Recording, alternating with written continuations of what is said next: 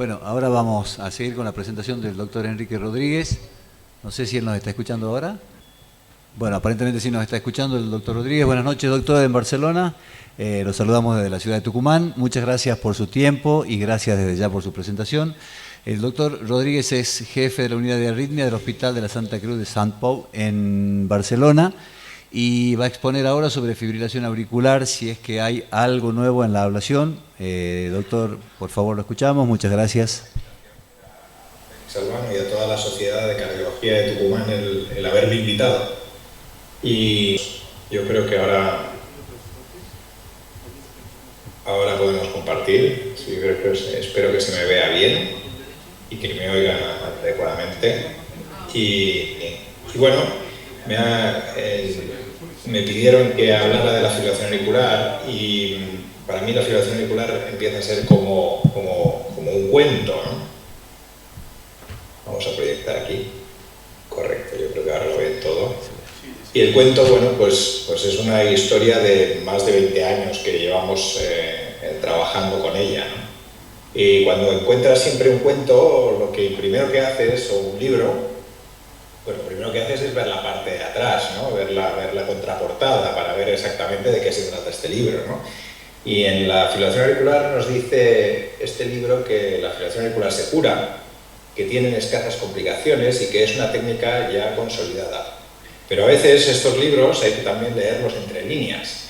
Y cuando leemos entre líneas, pues nos dice que la fibrilación auricular se cura, aunque no siempre, tiene escasas complicaciones, aunque algunas pueden ser graves, y es una técnica consolidada, pero la experiencia pues, es un grado importante, ¿no?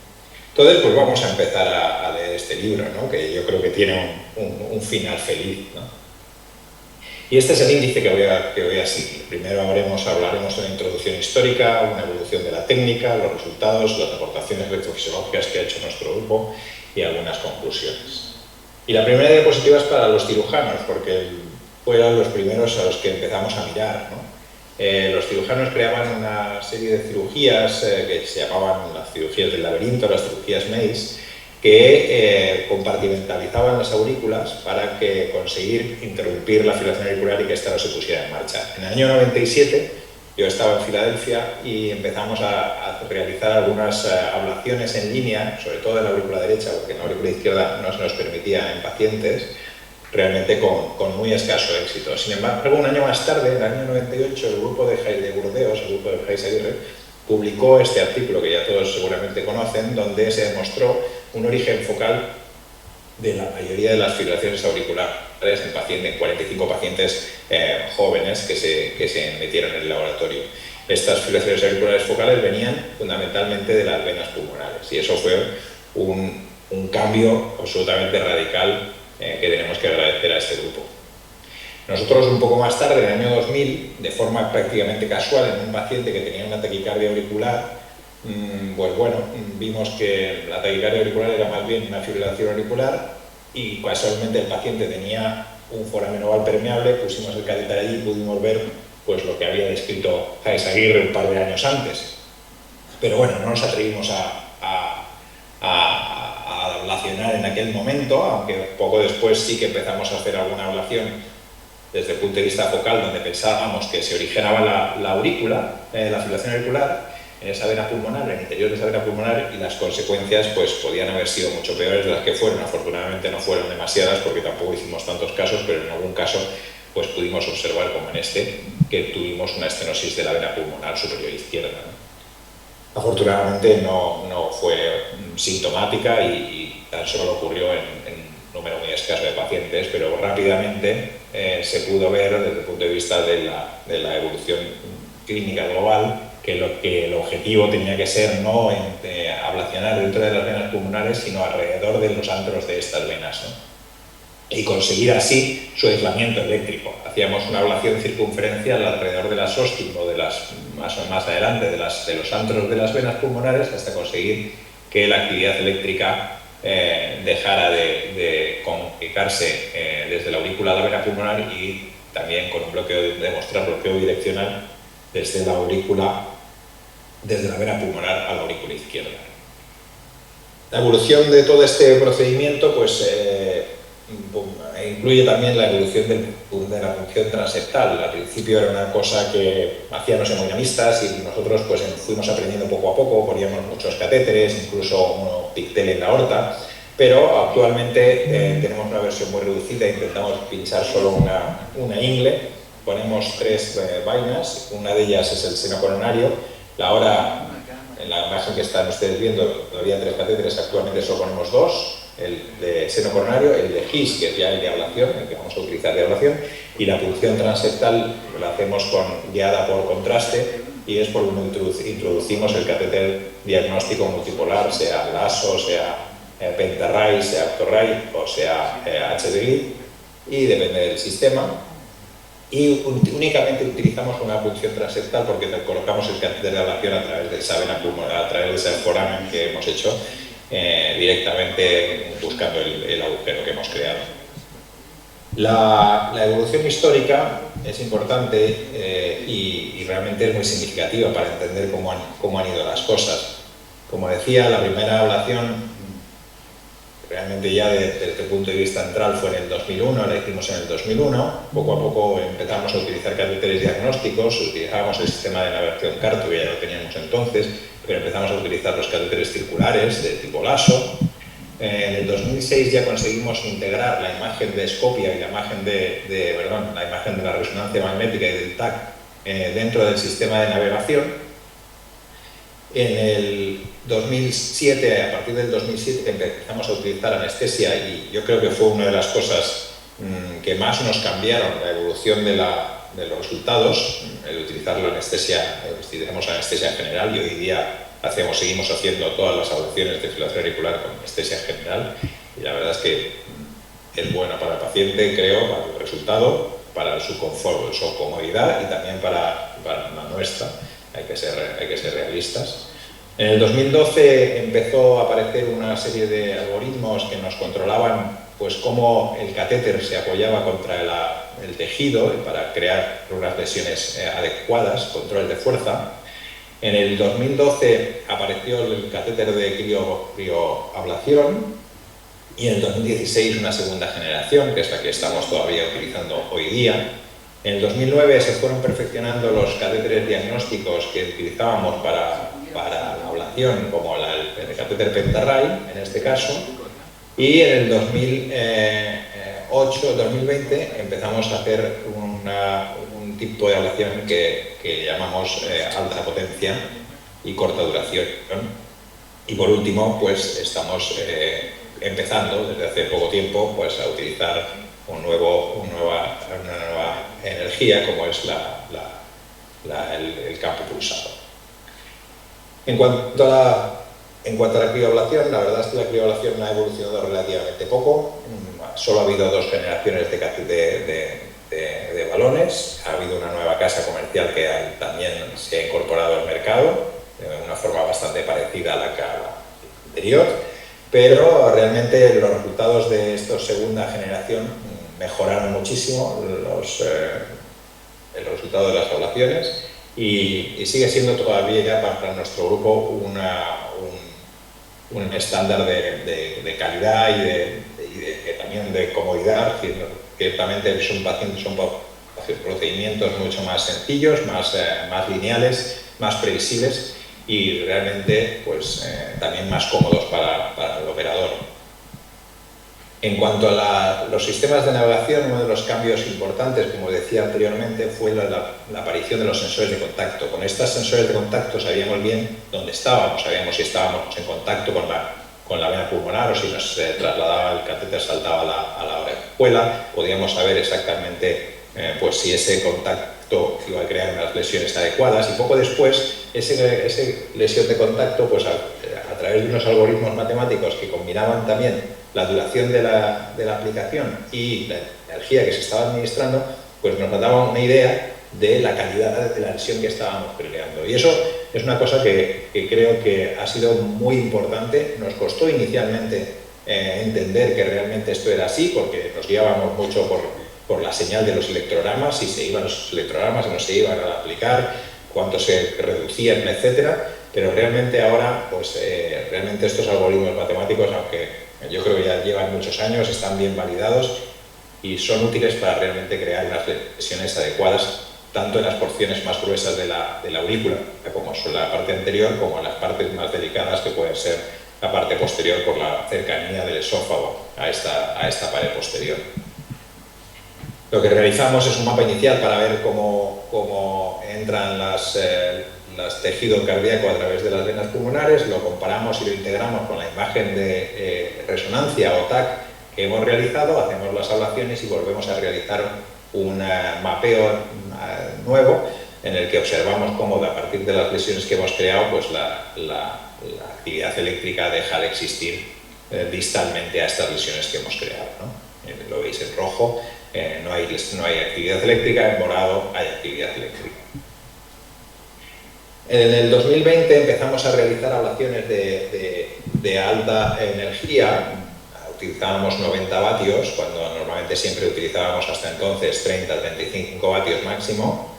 Aparecieron unos catéteres nuevos muy sensibles a lo que es la temperatura local, temperatura del interface entre el tejido y el catéter, y eso permitía aplicar una serie de energía muy potente en muy poco tiempo, y con eso teóricamente pues íbamos a reducir el procedimiento, porque ya se había visto que las terapias single shot, pues la mejoría fundamental que estábamos obteniendo era la reducción del tiempo del procedimiento, comparado sobre todo con estos procedimientos con sistema de navegación.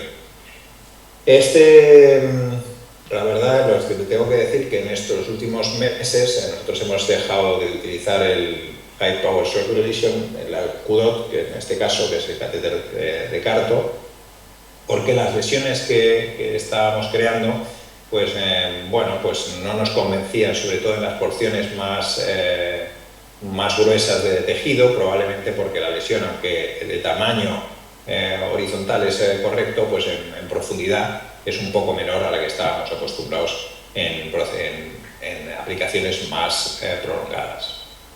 Con lo cual hemos vuelto de nuevo a utilizar los catéteres estándar de 30-35 vatios, tanto anterior como posterior en la aurícula izquierda. Muy brevemente, para resumir cómo se producen estas aplicaciones, pues en las aplicaciones de radiofrecuencia convencional, primero, una vez que aplicamos la energía, aparece un calentamiento resistivo local que profundiza relativamente poco porque está justo en el interface entre el tejido y el catéter, y esto se va controlando a través del control de temperatura del catéter, pero poco después ese calor resistivo pues se conduce, aparece un calor conductivo en el que aumenta la lesión a través del tejido y crea una lesión que es la lesión definitiva, habitualmente de unos 5 milímetros de profundidad. Hay que tener cuidado, sabemos que estas aplicaciones de radiofrecuencia puede ocurrir que, aunque nosotros vamos controlando la temperatura que hay entre el catéter y el tejido, en profundidad se produzca un calentamiento excesivo del tejido y llegue a los 100 grados, lo cual haría producir burbujas de aire del agua que está en el tejido intersticial. Y esas burbujas de aire en un momento pues, colisionarían entre sí y producirían una explosión, ¿no? Esa explosión podemos verla en el interior hacia el interior de la cavidad, que eso sería una pequeña, pues unas pequeñas burbujas saldrían y podría haber una mínima cantidad de tejido extendido, pero también podría ser a través de la parte más superficial o más epicárdica del tejido y producir una perforación, ¿no? Con lo cual eso es una de las preocupaciones que tenemos, y la verdad es que los controles de seguridad que tienen los catéteres hoy día, pues esto no ocurre prácticamente nunca, ¿no? Aquí pongo en esta gráfica a la izquierda, donde pueden ver las características de las lesiones de los catéteres irrigados en rojo y en morado con respecto al que es en azul, que es el de High Power Short Duration, y vemos cómo la profundidad del catéter de la lesión que estamos creando en calor en el High Power es menor, aunque lateralmente es ligeramente superior. Y esto es porque esa energía emitida con tan poca duración lo que produce es mucho calor localmente, pero no da tiempo a que ese calor se conduzca, solo aparece el calor resistivo. Y ese es lo que produce la lesión, y por eso no profundiza como las lesiones a las que estábamos acostumbrados anteriormente. A diferencia de esto, ha aparecido una nueva generación una nueva energía que estamos empezando a testar, ¿no? Se llama el Pulse Field Ablation en inglés, la energía pulsada. Y esto consiste en una energía muy alta, elevada, de 1,8 a 2 kilovoltios administrados en paquetes muy cortos de milisegundos y repetidos entre sí. Esto se hace a través de unos catéteres que además son multipolares, con lo cual pues, realizamos ablaciones bastante amplias en muy poco tiempo, y lo que hace es que esa energía tan potente y tan alta de voltios, lo que hace es emitir una serie de electrones que atraviesan las membranas de los catéteres, de las células miocárdicas que están adyacentes, y producen una serie de agujeros. Por eso lo hemos llamado también electroporación. Se producen unos agujeros en las células que inicialmente en algunas de las células, y según cómo sea ese agujero, podría ser reversible. Por eso se van repitiendo las aplicaciones para que realmente esos agujeros sean más amplios y lleguen a destruir la célula, y que esa célula no sea capaz de regenerarse de nuevo, ¿no? Eso, con esos agujeros. Es lo que llamamos electroporación. Aquí en este vídeo podemos ver un ejemplo, es un catéter el que estamos usando ahora mismo. Ahora todas las casas comerciales están intentando comercializar un catéter diferente. Cada catéter tiene unas características diferentes de energía y de forma de aplicación, a veces monopolar de cada electrodo, a veces bipolares entre electrodos entre sí. Va variando mucho y es una caja oscura lo que está pasando en la industria del PFA, pero en este caso pues es lo que estamos usando, este catéter de Boston, en el que va sobre una guía, y utilizamos dos formas del catéter, uno en forma de basket y otro en forma de flor, para que la aplicación de de energía pues sea lo más homogénea posible dentro de una cosa que es relativamente poco visualizable, ¿no? Lo que vemos es algo parecido a esto. Vemos una cantidad de energía que distorsiona todas las señales, tanto el electrocardiograma como las intracavitarias, y una vez que se realiza esa aplicación de radiofrecuencia no vemos nada. Pero eso ya era una cosa que ya habíamos visto en algunos catéteres de radiofrecuencia, también multipolares, que habíamos utilizado hace años, en los que, claro, aplicar radiofrecuencia en un sitio e intentar ver lo que está debajo después de haberlo aplicado, pues realmente pues no se veía nada, ¿no? Entonces, en este caso es bastante parecido. Desaparecen los potenciales locales, pero quedan dudas de saber exactamente si hemos aislado o no la vena. Realmente es un tipo de terapia muy mecanicista y bueno, bastante alejado de lo que habíamos hecho hasta ahora desde el punto de vista electrofisiológico. Ahí se han descrito algunas pequeñas complicaciones, pero realmente es una técnica muy segura, sobre todo de cara a que es una terapia bastante selectiva a las células miocárdicas, con lo cual las lesiones de tejidos adyacentes no se han descrito hasta ahora, con lo cual parece bastante seguro desde ese punto de vista. Inicialmente la PFA se decía que había que que no hacía falta tampoco un contacto preciso y fijo con respecto al tejido, pero realmente con la práctica se ha visto que sí, es importante. Es importante primero para que la lesión sea más definitiva, y segundo, pues por ejemplo para evitar una de las complicaciones que se ha visto, que es la hemólisis, ¿no? Realizar muchas aplicaciones y no tener buen contacto de los electrodos con el tejido miocárdico, pues puede producir también rotura de matíes, de glóbulos rojos, y acabar produciendo una hemólisis que incluso en algún caso se ha descrito con insuficiencia renal asociada. Se han visto desde el punto de vista sobre todo experimental la aparición de microburbujas con esta emisión tan potente de energía puntual, pero realmente no parece que ahora mismo clínicamente eso sea relevante. Lo que sí es relevante y lo que se ha visto es que hay aplicaciones de de PFA que cuando hay una arteria coronaria en la cercanía produce un vasoespasmo, y eso pues hay que estar preparados para ello y conocerlo, sobre todo cuando ahora mismo con la aurícula, pues cuando se realiza ablaciones cercanas al anillo mitral, o en este caso, o por ejemplo con la ablación del fluterísmico, pues cercana al anillo tricuspidio, teniendo en cuenta que las coronarias están relativamente cerca, pueden producir un vasoespasmo coronario, y se aconseja realizar un tratamiento vasodilatador preventivo. Pero lo que más preocupa en este caso es que quedan dudas de si realmente estas lesiones, o sea, esos espasmos coronarios pueden acabar produciendo alguna lesión crónica que todavía no está bien establecida. Con lo cual allí queda un poco de dudas en cuanto a la función de la PFA en la cercanía de las arterias coronarias.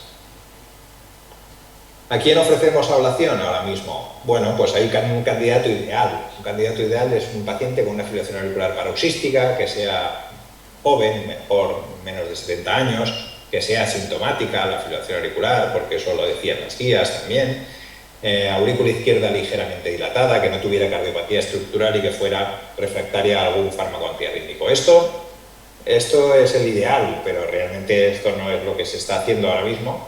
Muchos pacientes no son sintomáticos, sobre todo nosotros creemos que pacientes, sobre todo jóvenes, que tengan fibrilaciones auriculares asintomáticas, también podemos cambiar la evolución de la historia natural del paciente, y creemos que el estar sintomático no puede ser una condición sine qua non.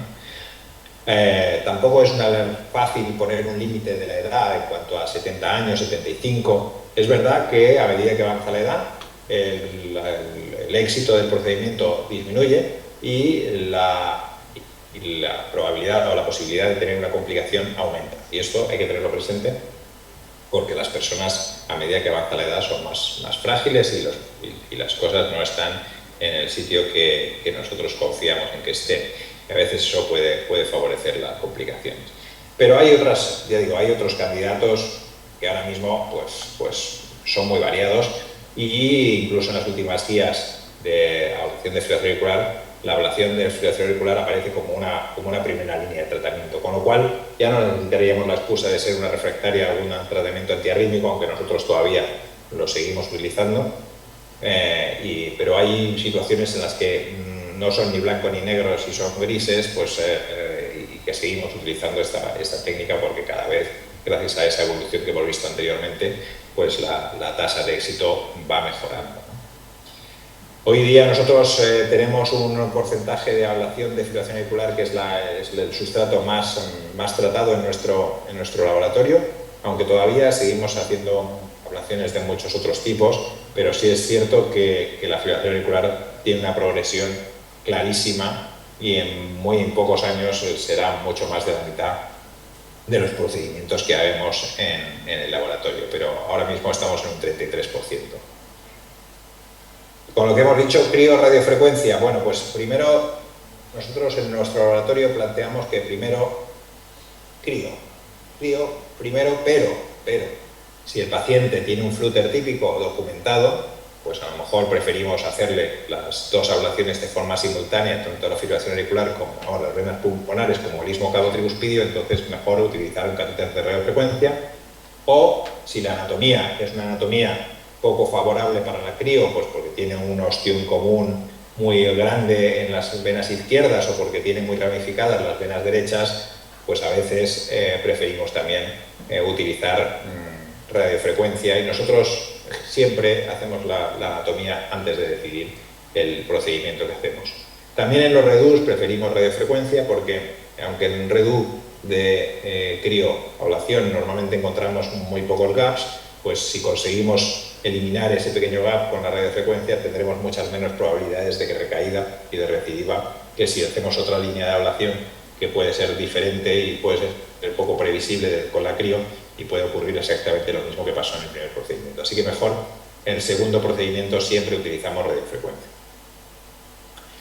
La duración del procedimiento es claramente menor con la crioablación que con la radiofrecuencia, y la fluoroscopia al revés. La radiofrecuencia utiliza mucha menos radioscopia que la fluoroscopia, que ha ido disminuyendo claramente a lo largo de los años en una curva claramente descendente. En cuanto al éxito del procedimiento, nosotros analizamos el éxito del procedimiento hace unos años y estos procedimientos hasta el 2017, pues con un único procedimiento teníamos una tasa de éxito, como pueden ver aquí, del 67-69%. Este éxito, bueno, era el que más o menos se describía en la mayoría de las series, pero sí que es verdad que cuando nosotros analizamos los éxitos que habíamos hecho a través a partir del 18 al 20, en parte pues, por lo que habíamos comentado antes, la utilización de anestesia, la aparición de contacto, de sensores de contacto, aparición también de una nueva generación de crioablación, pues realmente los resultados que obtuvimos eran mucho mejores y se situaban más alrededor del 80%, aunque realmente la diferencia entre la crioablación y la radiofrecuencia pues no podíamos decir que obtuviera una significación estadística pues clara, ¿no? También a partir de los últimos años lo que hemos visto ha sido un descenso clarísimo del número de reablaciones, de REDUS que hacemos en el laboratorio. Ahora actualmente estamos haciendo aproximadamente un 15% de los procedimientos que hacemos de ablación de fibrilación auricular son REDUS, y de los últimos años, pues poquísimos realmente, ¿no? Entonces, pues bueno, se ha visto ese descenso, afortunadamente también concordante con la evolución, sobre todo tecnológica, que hemos tenido. En cuanto a las complicaciones, bueno, pues en todos estos años la verdad es que las complicaciones en el laboratorio nuestro, pues ponemos mucha atención en evitar tener complicaciones, y la verdad es que las complicaciones que hemos tenido han sido bastante escasas, algunas pues que son más o menos transitorias y leves, como una elevación transitoria del ST, alguna punción pericárdica inadvertida que no ha hecho falta hacer ninguna actitud y se suspendió el procedimiento y no pasó absolutamente nada. Complicaciones vasculares, eso sí que hemos tenido alguna más. Parálisis frénica, sobre todo en los crioablaciones, alguna ha llegado hasta 6 meses, pero normalmente duran pocos minutos. Derrames pericárdicos leves. Y los graves, las únicas graves así más complejas, pues han sido sobre todo embolias, un espasmo coronario y 2 taponamientos. Uno de ellos fue exitus. Fue esta paciente de 79 años que prácticamente estábamos a punto de terminar el procedimiento y de repente la paciente pues sufrió un taponamiento cardíaco. No entendíamos muy bien qué es lo que había pasado y en la necropsia pudimos ver que lo que había sido es una perforación del seno coronario, una mujer añosa, que probablemente esa fue un poco el desencadenante de todo esto. Este hombre también tuvo una complicación grave, afortunadamente acabó todo bien, pero el paciente de 60 años que ya había sido sometido a un procedimiento de ablación, y cuando fuimos a realizar una reablación porque había recaído, pues al estar toqueteando en la vena pulmonar superior izquierda, prácticamente no habíamos empezado ni siquiera a aplicar, fue un mecanismo puramente reflejo mecánico. Empezó a aparecer una elevación del ST en la cara anterior, sobre todo también inferior. Poco a poco aparecieron arritmias ventriculares y esa arritmia ventricular degeneró en fibrilación ventricular que estuvo sin absolutamente ninguna posibilidad de reversión, a pesar de los diversos choques, durante 10-15 minutos, y que tan solo se resolvió cuando los hemodinamistas pusieron solinitrina en las coronarias, que ambas coronarias, tanto la derecha como la izquierda, estaban espásticas, ¿no? Había un vasoespasmo generalizado y bueno, el paciente ya había tenido algún antecedente previo de vasoespasmo, pero realmente pues fue un susto bastante grande que afortunadamente se resolvió y no sin ninguna secuela, ¿no? ¿Hemos aportado algo? Nos preguntábamos. Bueno, pues nosotros describimos también desde el año 2017 pues una técnica que se llama técnica de REMAP, que lo que hacemos es cuando no sabíamos bien dónde estaba, habíamos hecho la circunferencia de la ablación y no sabíamos que todavía se nos escapaba algún punto, pues lo que hacíamos era un mapa de activación estimulando desde el interior de la vena pulmonar, y así encontrábamos la actividad más precoz que salía a la aurícula, y así pues conseguíamos terminar de completar el aislamiento eléctrico, y eso todavía lo estamos utilizando. También describimos la las conexiones entre las venas ipsilaterales, y de esa forma había veces o en ocasiones que técnicamente no era sencillo introducir un catéter laso en las venas, sobre todo inferiores, sobre todo en la inferior derecha, pues porque los tamaños son más pequeñas y son tienen una tortuosidad mayor. Y entonces pues comprobamos que a veces el aislamiento de las venas se producía conjuntamente, y podíamos verlas mientras que estimulábamos en una de las venas, en la superior derecha, por ejemplo, como en este caso, pues podíamos ver el aislamiento en la inferior derecha, y así confirmábamos que las dos, tanto una como la otra, estaban aisladas, ¿no? También desarrollamos una técnica de mapeo y ablación de flúteres atípicos. A veces algunos pacientes con fibrilación auricular, la recidiva no es a través de fibrilación auricular, sino de flúteres, sobre todo cuando se hacen en líneas, aunque nosotros no somos muy favorables a hacer líneas, aparecen como las recidivas como en forma de flúter atípico, y describimos unas técnicas de lo que llamamos low density mapping, con pocos latidos, con pocos puntos, a través de mecanismos de encarrilamiento, técnicas de estimulación, nos permiten saber si estamos dentro del circuito o fuera del circuito, y poder redibujar y evitar la extrapolación que realizan en muchas ocasiones en los sistemas de navegación. También, por último, hemos descrito una técnica de ablación en la que, a veces focalizándonos en las carinas, sobre todo porque es donde entra la actividad muscular, donde entran las fibras musculares con mayor frecuencia desde la aurícula izquierda al interior de las venas pulmonares, pues tan solo es que realizando ablación de las carinas, en muchas ocasiones conseguimos el aislamiento eléctrico conjunto de ambas venas pulmonares ipsilaterales. En el 97% conseguimos la ablación de las venas izquierdas, dejando unas zonas sin ablacionar de hasta 16 milímetros en el techo y 18 en el suelo de las venas, y en las venas derechas un 94% también conseguíamos ablacionarlas y aislarlas sin tocar el techo en el 15% de 15 milímetros de gap, mientras que en la zona inferior de las derechas podía haber hasta 20 milímetros, una barbaridad, 20 milímetros de gap sin realizar ablación. Aún así, esto fue una cosa más que nada para conocer la fisiopatología, porque seguimos ablacionándola y cerrábamos el círculo en todas las venas, pero nos sirvió mucho para realmente entender cómo entran las fibras musculares de la aurícula izquierda al interior de las venas pulmonares. Y otra cosa es la anestesia, la ablación de fibrilación auricular ambulatoria. Desde el COVID pues decidimos que los pacientes no debían ingresar, a pesar de que usábamos anestesia general en todos ellos. Utilizamos tan solo 3 introductores venosos en una ingle para intentar facilitar la movilización. Hicimos, como ya hemos comentado, hacemos una punción transeptal única y realizamos una hemostasia con punto en 8, que es lo que nos ha servido también para movilizar más rápidamente al paciente. En este caso vemos cómo hemos evolucionado este punto en 8. Inicialmente era un punto tal cual, luego pusimos una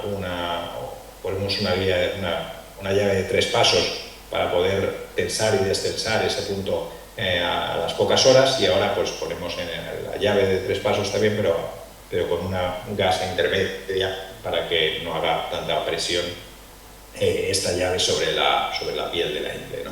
Con esto, a las 4 horas conseguimos movilizar al paciente, y a las 7-8 horas el paciente se va a su casa. Con esto, los primeros 178 casos que hicimos, conseguimos el alta en el 81%, y solo 19% se quedaron ingresados, la mayoría porque fueron procedimientos que acabaron tarde, dentro del horario laboral que habitualmente tenemos, hasta las 3 de la tarde, o porque fueron complejos o prolongados. Tan solo 8 fueron por hematomas, y 1 pues, era por una conveniencia social. Después del alta precoz, pues realmente hubo muy pocas consultas. La mayoría de las consultas se resolvieron telefónicamente, y porque nosotros les llamábamos al día siguiente para ver cómo se encontraban, y realmente solo estos primeros pacientes de fibrilación auricular acudieron de nuevo al servicio de urgencias en los primeros 2 a 21 días del procedimiento. Y por último, simplemente, bueno, pues agradecer a todas las personas que han estado en nuestro laboratorio, incluido a Félix también, y sobre todo hacer un recordatorio muy especial para Federico Figueroa, que estuvo con nosotros un tiempo fantástico y del cual pues conservamos un gran recuerdo. Solo para terminar, pues volvemos otra vez a terminar con las conclusiones y para que quede esa impresión de final feliz. Realmente, a pesar de todo lo que hemos comentado, la fibrilación auricular se cura y se cura con ablación, y aunque no siempre sea así, las tasas de éxito van mejorando, van a un aumento y realmente con una tasa de complicaciones absolutamente muy escasa, muy tolerable, que es verdad que algunas pueden ser graves, pero realmente hechas el procedimiento con una técnica que ya está bastante consolidada, ya está testada por muchos grupos y con una experiencia en la que el procedimiento realmente es mucho más seguro cuando el laboratorio tiene una práctica ya por lo menos en una media de 50 a 100 casos, por lo menos la tasa de complicaciones suele ser mucho más baja. Y nada, estamos muy dispuestos a preguntas y muchas gracias por escucharnos y por la invitación que me han hecho.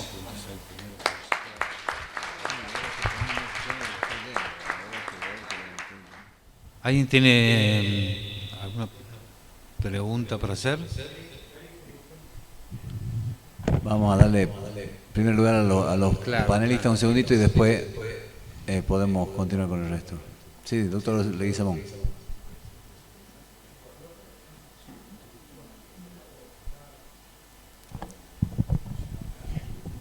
Bueno, primero felicitar a la exposición, los disertantes, realmente... ¿Mucho eco?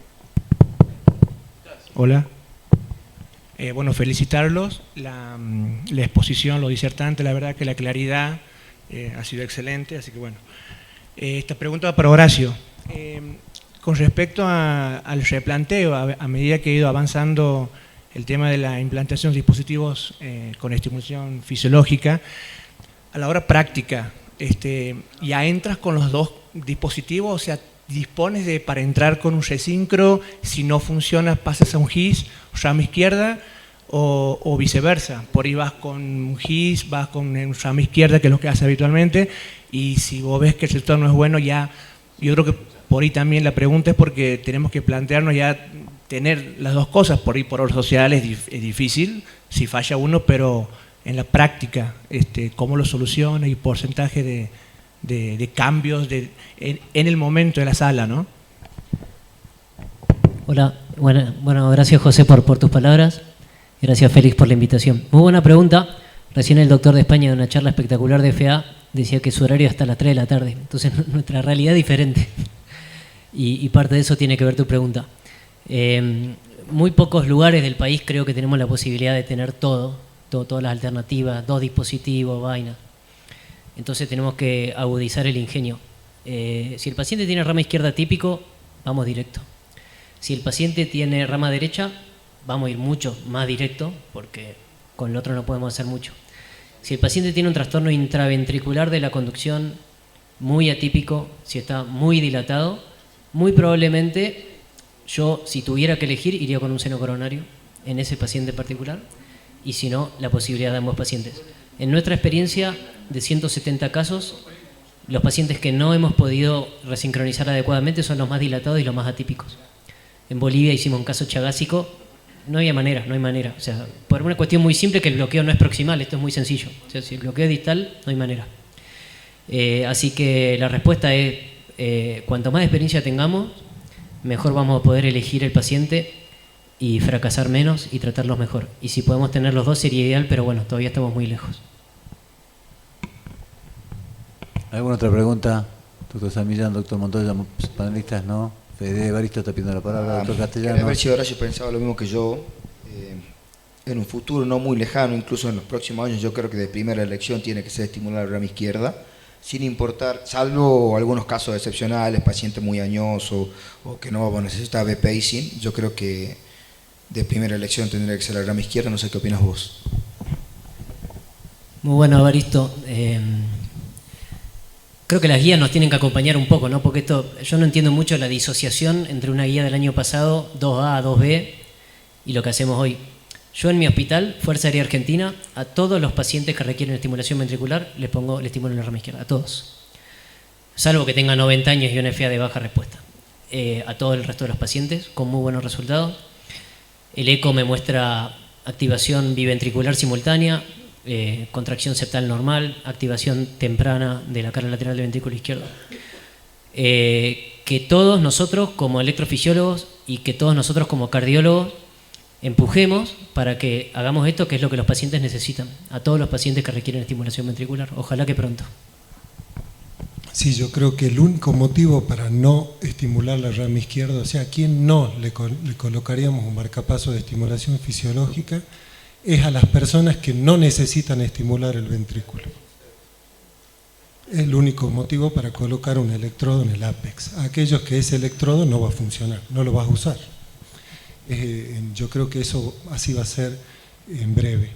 Y un comentario a la pregunta de acá del doctor, yo creo que aquellos pacientes que decía Horacio, que además del trastorno eléctrico, que el bloqueo de rama izquierda no es solo por un trastorno eléctrico, sino también en el tejido intraventricular, el mejor ejemplo es el Chagas, es donde uno lo debe abordar de entrada con LOT-CRT, que viene a ser una combinación de una estimulación secuencial del sistema de conducción desde el ápex y 40, 50, 60 milisegundos después del seno coronario.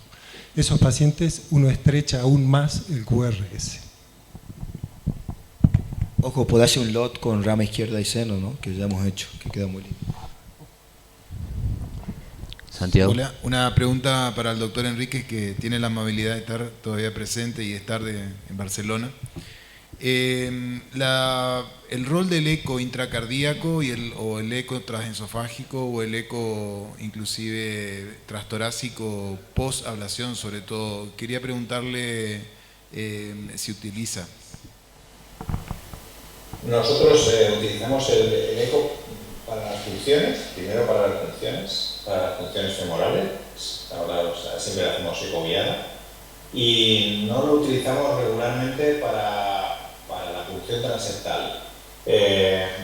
Sí que disponemos de la posibilidad de hacerlo con eco cardíaco, pero ya supondría otra función más, sobre todo y probablemente de la otra índole, que intentamos evitarlo.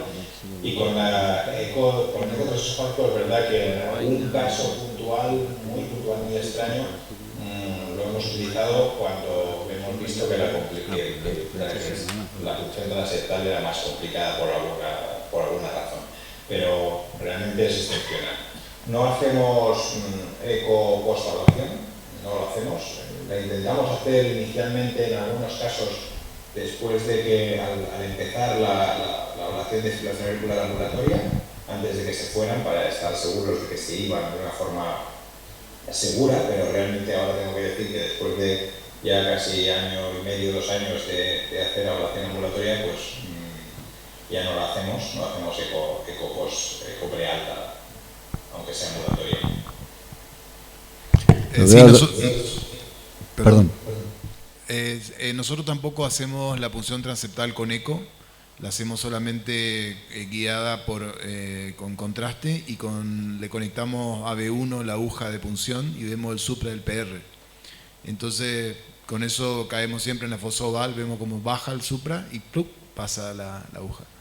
Y eso no es muy común, acá la gente usa muchísimo, por lo menos se usa mucho para guiar la punción el eco.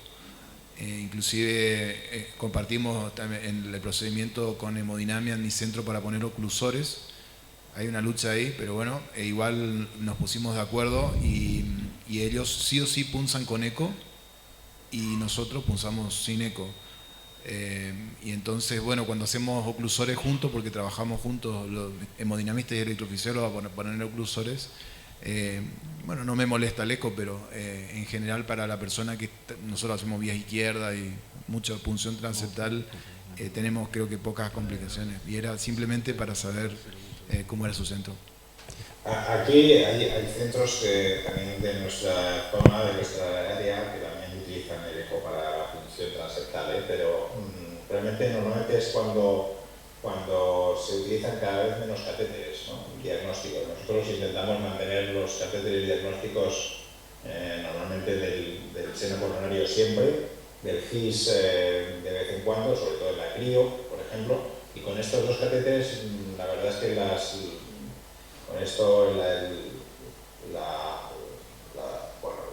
referencias de rayos X pues son bastante útiles como para hacer la función transeptal con seguridad.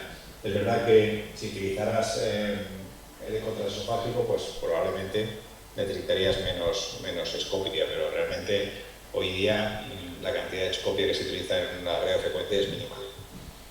Sí, yo quería hacer un comentario. Creo que la mayoría de los centros de Argentina que hacemos ablación de FEA no usamos el eco para la función transeptal. No sé qué opinión tienen los otros electrofisiólogos, pero es excepcional, al menos en el grupo con el cual yo hablo de esto. Doctor, una pregunta corta y breve, y si puede respondernos, breve también. En la fibrilación auricular persistente, ¿venas pulmonares solamente o algo más? Esto es una pregunta que es muy difícil de contestar. Nosotros, por ahora, la fibrilación auricular persistente no es una fibrilación auricular persistente de muy larga evolución, la que estamos haciendo. Y la que estamos haciendo es una fibrilación auricular persistente, pero relativamente de corta duración, menos de un año habitualmente. Y ahora, hoy por hoy, solo estamos haciendo venas pulmonares. Es verdad que estamos en algún protocolo en el que sí que estamos haciendo líneas, pero por el protocolo en sí, no porque creamos que es la forma que tenemos que actuar. Hoy día, en espera de ver cómo está el resultado de la PFA en cuanto a la pared posterior sobre todo, hoy por hoy solo estamos haciendo aislamiento de las venas. Y yo creo que las líneas no es el objetivo. No sé, la PFA de la pared posterior, ahí ya podría ser que sí, pero desde luego las líneas